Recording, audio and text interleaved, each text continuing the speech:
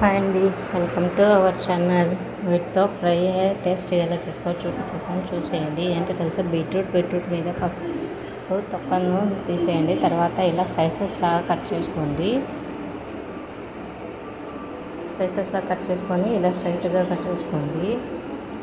French fries లాగా cut చేస్తాం కదా, అలా స్ట్రైట్గా కట్ చేసి తర్వాత ఇలా చిన్న చిన్న ముక్కల్లా కట్ చేసుకోండి. ఇప్పుడు కడాయి పెట్టి దాంట్లో ఆయిల్ వేసి తర్వాత పోపు దినుసులు, ఉల్లిపాయ, ఎండుమిర్చి, కరివేపాకు వేయండి.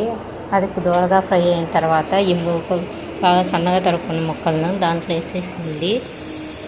ఇలా అయిపోయిన తర్వాత చూసారా, ఇలా మగ్గాలన్నమాట. ఇలా మగ్గుతుంది. ఆ బీట్రూట్ అన్నిటిని వాటిలో వేసేయండి. వేసేసి బాగా కలగబెట్టి కొంచెం సాల్ట్ వేసి ఒక మూత నిలబోలి చేసి మీడియం ఫ్లేమ్లో ఒక 10 to 15 minutes ఉంచేయండి. అంటే మధ్యలో 5 minutesకి వస్తుంది. దాన్ని మూత తీసి కలబెట్టండి. తర్వాత దాన్ని ఇలా మళ్ళీ క్లోజ్ చేసి ఇలా మగ్గనివ్వండి. 10 to 15 minutesలో మగ్గిపోతుంది. తర్వాత ఇలా నేను ఒక వీడియో చేశాను కదా, పప్పుల పొడి అని. పప్పుల పొడి చల్లుకుంటే టేస్టీ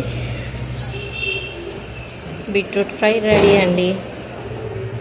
మీరు కూడా ట్రై చేసి మీకు ఎలా వచ్చిందో నాకు కామెంట్ చేయండి. మరిన్ని ఇలాంటి వీడియోస్ కోసం మన ఛానల్ని లైక్ చేసి సబ్స్క్రైబ్ చేసుకోండి. Thank you for watching.